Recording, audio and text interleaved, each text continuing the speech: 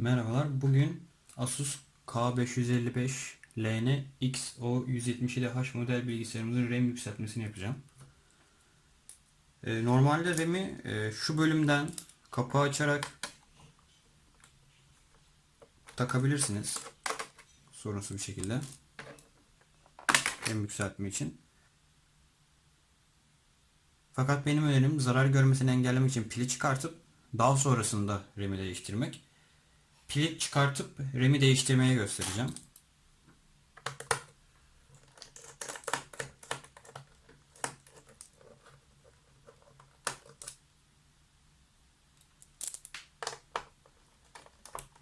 Vidaları yukarıya çıkardığım düzende koyuyorum ki geri taktığımda herhangi bir sorun olmasın.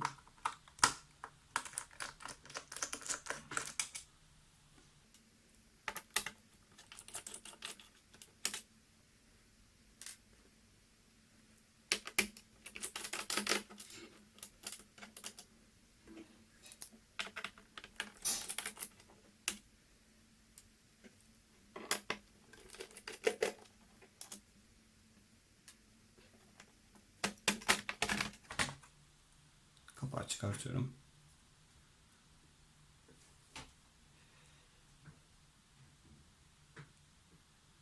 Pili sökmek için şu vidaları da sökmem gerekiyor.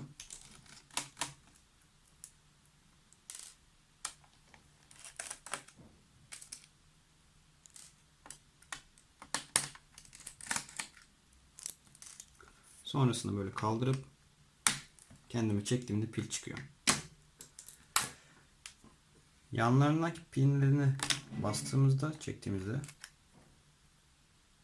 RAM çıkıyor. Kendisinde 4 GB dahili RAM'i var. O Kingston'ın 8 GB RAM'ini takacağım. Açıklamayı da yazarım. Hangi RAM'i koyduğumu.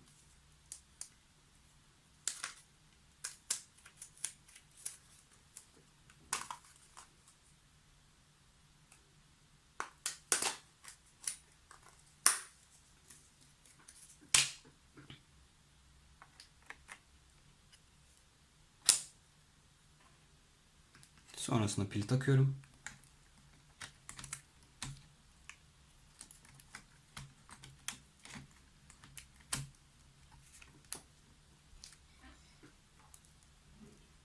Ve tekrardan vidalarımı takıyorum.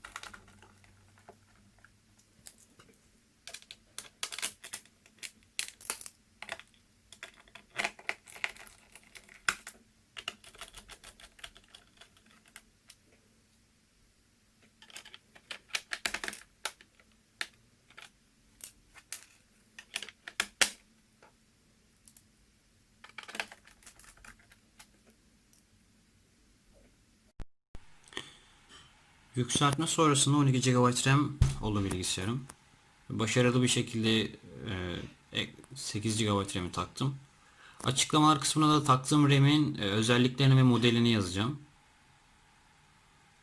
İzlediğiniz için teşekkür ederim.